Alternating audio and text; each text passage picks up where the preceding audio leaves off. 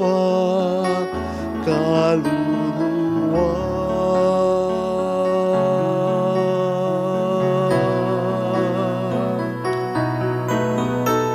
Dakila ka, O Panginoon.